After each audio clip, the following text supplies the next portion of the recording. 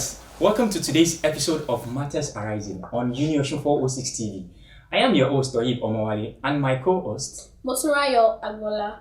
On today's episode, our discussion is centered on domestic violence, which is identified as one of the prevailing issues in the world today. Domestic violence is a global problem that affects 35% women. Globally, around 137 women are being killed by their husbands or family members every day. Do you know that women between the ages of 15 and 44 are at the higher risk of rape and domestic violence, and it can affect every aspect of life negatively? And according to the World Health Organization (WHO), domestic violence, also known as intimate partner violence, is any behavior within an intimate relationship that causes harm to the relationship and is mostly experienced by women and, in few cases, men. Domestic violence has profound impact on the health and emotional well-being, as well as opportunities and gain.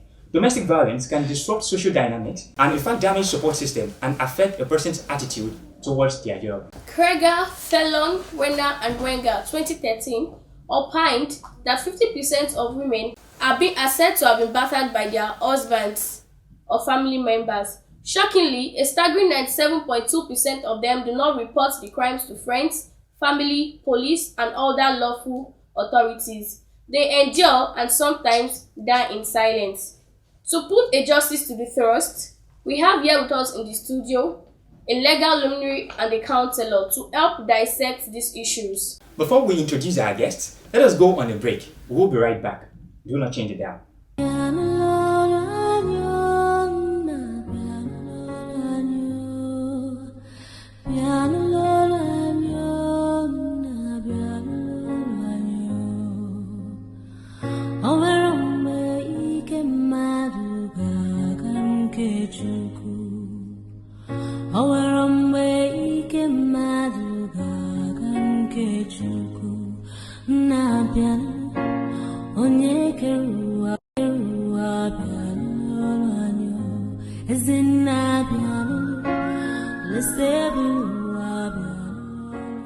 Welcome back, viewers, to Uniocean 406 TV on Matters Arising. Our topic is domestic violence. The video we just watched illustrates how women tend to cover up the act of domestic violence of their partners.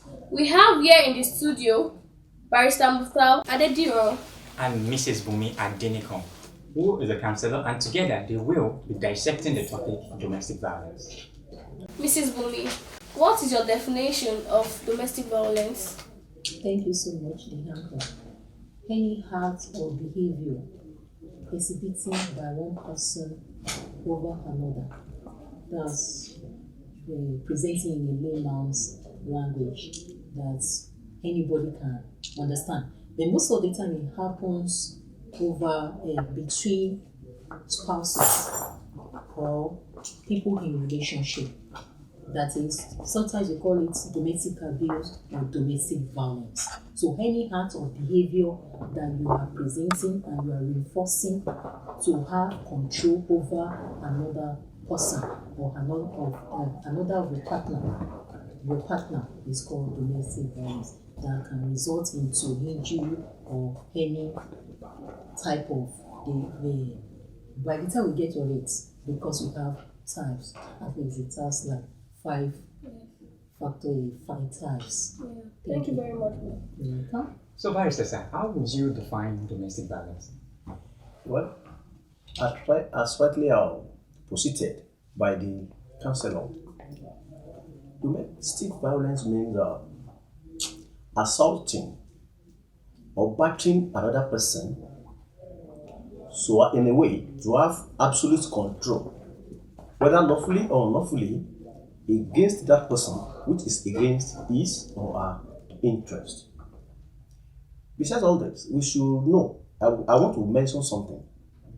Calling it domestic violence is pointing to us that it transcends what operates between spouses. Domestic violence could occur between a student and a lecturer. It could occur between two friends. It could occur between a parent and a child. Domestic then means that between two persons that are somehow close or related. And according to the law, sir, what is the penalty for domestic violence? Before we will jump to penalty, there are laws.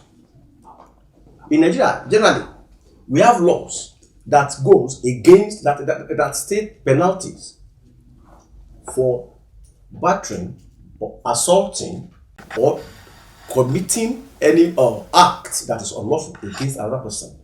We have our criminal code that states punishment for all crimes. In the north, they have what we call penal code.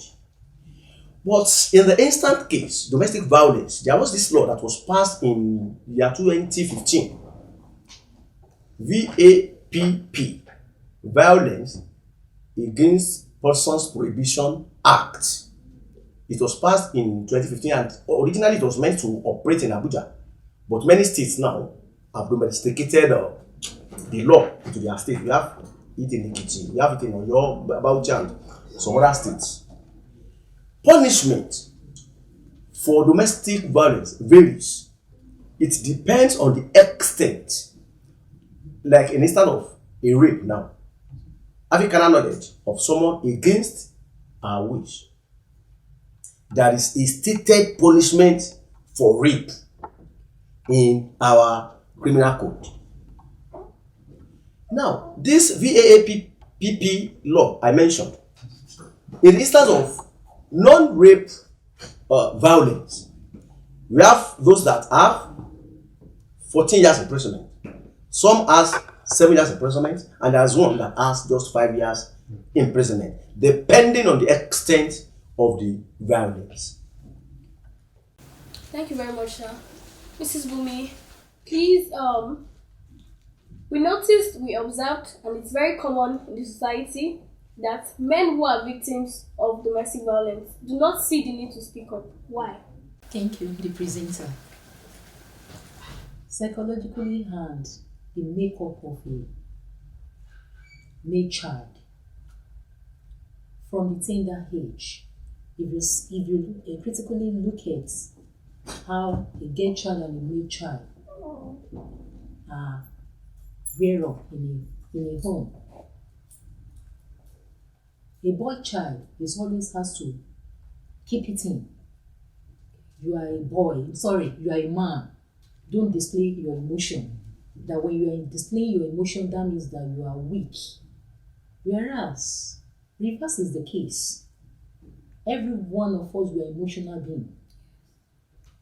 And this mentality we put on stereotyping, girls role, boys role, is really the bane of our being.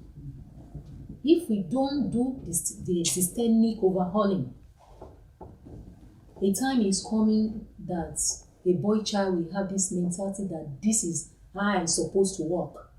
And the girl child will have this mentality that this is how I'm supposed to work. It's like a one cap fits all. And if you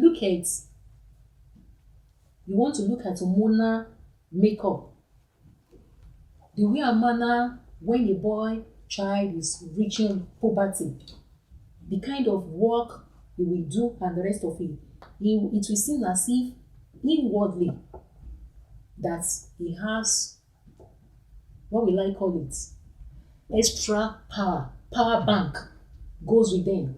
A girl's child, you will see prim and proper, you has most of the time. I'm not saying that one can fit up. Most of the time, we tend towards feminine roles, do making baby dollies here and the rest of it. Whereas a boy child, they will be jumping from one chair to another. We call it agbarapo. There's too much power housing that is inhibiting in that body. So for a boy child now when a boy child with that orientation and the rest of it now is growing up, that put it in, border up and the rest of it, when he grows up, he goes into relationship and a female is now having upper hand, maybe socially, emotionally, physically, psychologically, financially or what have you, and is using that one as undue advantage over the guy, over the man, for him to speak out, it will seem as if it's undermining his existence. People will look at it that you are mumu, hem you. How can you open your mouth and say that a lady beats you? It's like a taboo that a lady beats you and you can come out to even say it. They want to be showing, shh, don't say it. So the environment, the nature, the nurture is frowning upon a boy child coming out to say, I am being abused or oppressed, until he can enter into mental illness and the rest of it. And the day he will retaliate. Don't let us go there. Thank you. Thank you very much, Ma. Right, so Barrister Adedina, Yes. what do you think should be blamed for this menace in our society? Is it the family, the religious group, or even the peer groups? The blame ordinarily cannot be placed on a specific table. It goes across our being, our culture, religious dictates, and stuff like that. On the cultural level, there's this something we call genital mutilation. It's an abuse, and it is domestic. When you see parents taking their female child, perhaps to hospitals, to places to remove a very important and vital part of their private part, in the name of that is the dictate of our culture. We have it there. In some home, you cannot go back home and tell your parents that this is what operated when I went out. You blame some parents. In some religion, they will tell you that you have to. So some women will be facing serious abuse by their spouse, by their partner, or possibly they might have listened to one sermon or lecture from perhaps a pastor or a afar that whatever you are experiencing in your home should be made confidential. You don't express it out. And the society again, there's no lady that will be raped and she will be so bold to go out to mention it. Not because she doesn't want to say it, but because of the stigma that the society will place on her. You don't know that girl, she has been raped. All these are, that's why it will be very difficult to place the blame on a particular table. Thank you so much, sir, for doing justice to the question. Mrs. Bumi, do you agree with what the barrister has said? I would say the blame game is multifaceted. How do I mean? Every child, when it comes to this world, he has what we psychologists call it tabula rasa. That is, the heart is plain. Is when a child comes from the womb, because it has been proven that you can teach a child from the womb. How do I mean? You are listening to some music. You discover that when such a child is born, when such musics are played, it has been proven that the child tends to respond to the stimulus. When a child is born, and a child, fortunately or unfortunately, is born into a home riddled with domestic violence or abuse, a male child is twice more likely to reproduce the same in later life on his spouse and the children, his offspring. That is nature. The nature is responsible for that. The nurture, that is the parents, the gene, and the rest of it. When you look at all this, and a girl child being able to open mouth, in some instances, not in rapes, just like Barrister rightly said. And so, if a boy child, an husband beats up the wife in most instances will shout.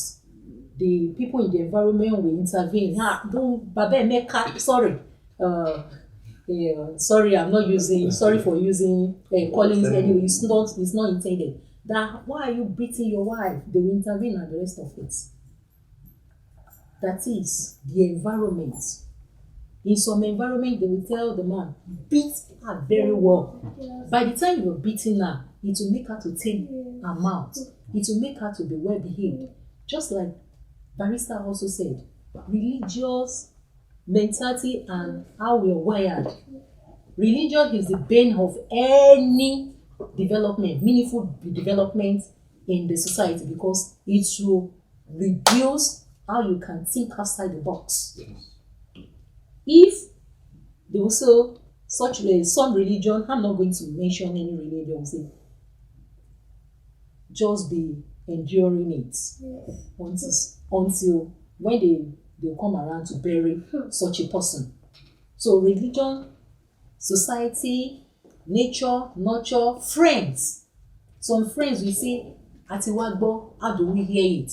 That your wife beats you and you leave the house for her, or that your husband beats you and you pack your bag to go back to your father's house to do dalibu. So they will say, even the father and the mother will say immediately, such a daughter comes home, they will say, not in my house. Go back to your husband's house. We don't want to hear what the problem is. For anything, you go back first. So when you look at all this, it's not one cap fits all. A lot of factors could be responsible. Thank you. Thank you very much, ma'am. Alright, so Barrister, sir, I feel there is no balancing with the level of what they call it, the level of punishment inflicted on perpetrators of this crime to the damages that is being controlled by those who are victims of this crime. What do you have to say to that, sir? I couldn't get I feel that there is no balancing. Okay. In the level and in the kind of law that guides this crime. I mean, those who are involved in this act, the punishment that is being set according to the law. I think I can get you. Yes, sir. Like I said earlier, the extent of the battery or assault, yes, sir, as we will call it in law, yes, sir, will determine the kind of punishment. Like, we cannot equate the punishment that will be meted to someone who raped a lady to the same we will give to someone who slapped or battered the house up unjustifiably. That's why I said the extent of the crime committed, it is a crime. To batter, to assault, most of it are crime. So the extent of that crime will determine, like if a husband beats his wife, there's no law that allows it. There is a certain punishment for that. Now, if a boss who has an apprentice with him, we've witnessed many of it where you see a small boy with very severe marks of beating. Even at times they will tore his body with blade and put pepper. That's domestic violence. They are not husbands.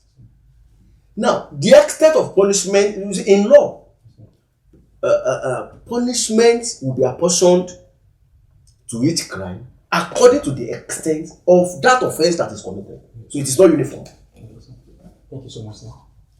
Thank you very much for your contributions. We'll shortly go on a commercial break. Be right back. Magneto. Tension gun. How do you feel about all these guys where they beat girl? Like a man where they beat up in wife, guy where they beat up in girlfriend. On streets. What's your opinion? Tell us. TM, I can never beat up a woman. I hear about men where they beat up their woman. I do a sikinima to a common la duma. Kasamene a chiki masala chiran juma. Women can be troublesome in nature. Tolerating that trouble is your day job. Because you did military, they say you be major. Enter house for night when you don't finish flanger. Come begin the strong face for your family. Where's my food? Come and give me drinking water, Emily. Why do some men think the wife is the enemy? Make you love your wife with that same energy. For any girl I don't offend, you deserve an apology. Human being know they did the same, I get my own ideology. I follow music, my friend Kabiru follow G. Manube boys them, Ndali man and Bolo D.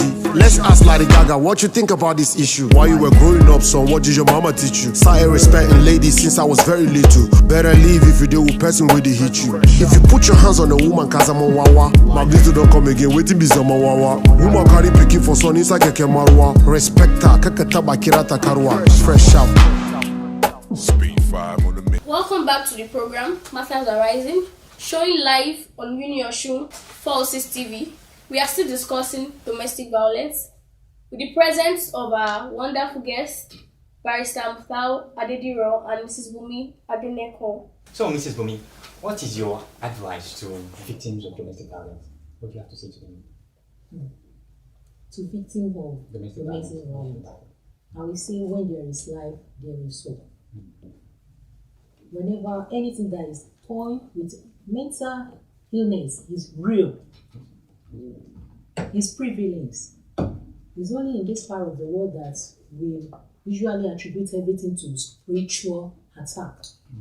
Mental illness is real, and it's only those that are being abused physically that it's very easy to say there is a mark, the hair is cut, there is a shooting and the rest of it. What about emotional effects? Abuse. So the first thing I will say is that because our emotional stability, emotional milieu, the strength, your strength, what I can bear is different from what you can bear.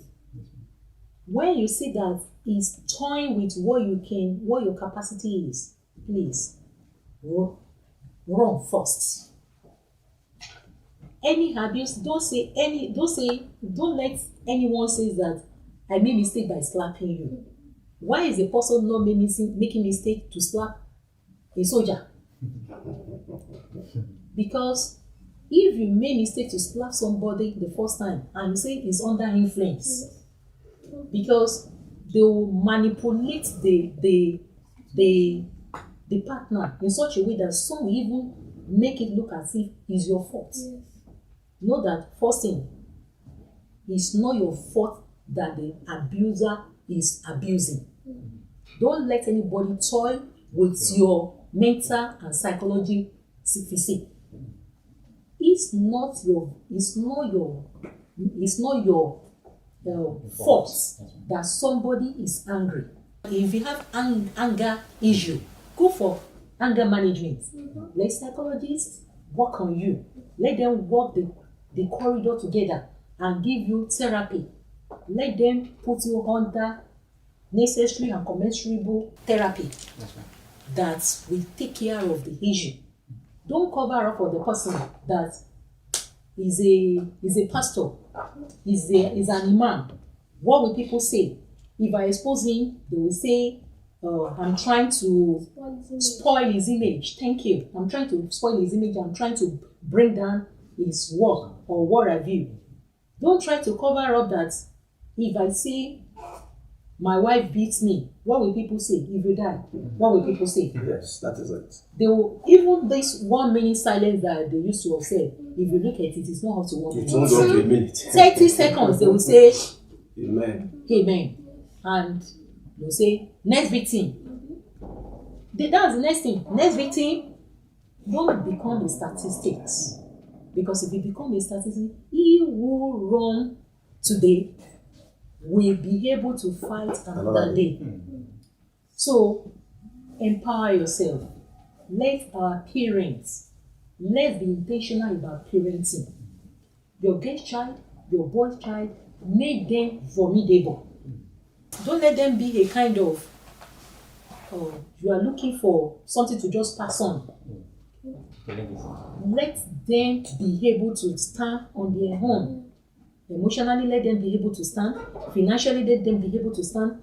Academically, let them be able to all round. Let them be able to stand. And the more you are exposed to skills, to everything about life, the more humble you become. Because you will see that you don't know anything. You finish your first degree. When you look at if you are academically inclined, you finish your first degree, you look at it that he sees that don't even know anything. You say, okay, let me come for my masters. You finish your masters, you say, there is plenty. Yes. You see further. And the more you go into this, the more you say, so I don't know anything. Yes. So in skill, you are learning life skills, you are adding value to yourself, the more it will make you to be more humble. And the more formidable you are, the more value you are adding to your partner. And when your partner is not appreciating, or your boss is not appreciating the kind of team of who you are, I beg, waka. Because by the time you're saying, let me stay, the person, the abuser will be getting more strength. It's like a bully. Stand up. If you don't stand up to a bully, you are empowering the bully. But you stand up to a bully and the wings of the bully, you try to clip it. The bully, we see that I don't have anybody at my back. When bullies are getting people that are rubbing their back, they get more energized.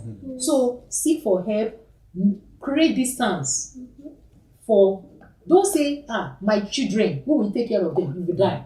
Another person will take care of them. So for your mental health, I'm not an advocate of breaking norms.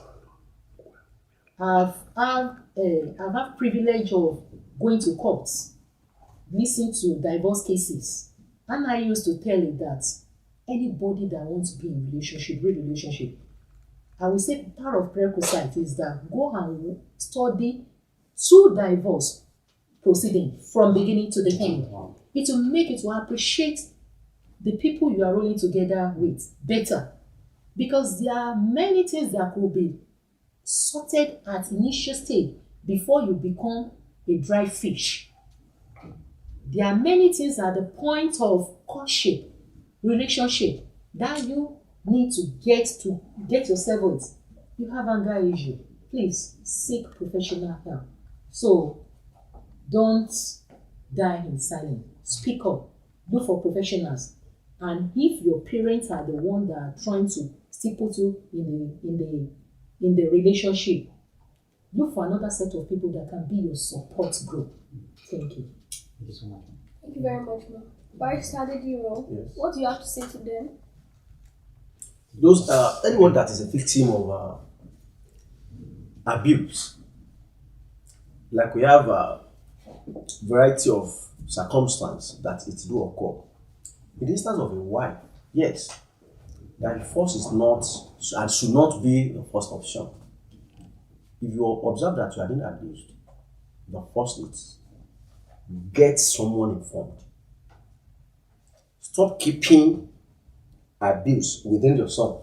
Get at least an elderly person, one, possibly someone that you believe is more knowledgeable, reasonable than you. Get someone informed at whatever level, be it between a teacher and a student, be it between friends, be it between lovers, husband and wife. Get someone informed. That's the first stage. And if it persists, the best is to create gap so that eventually you will not be killed.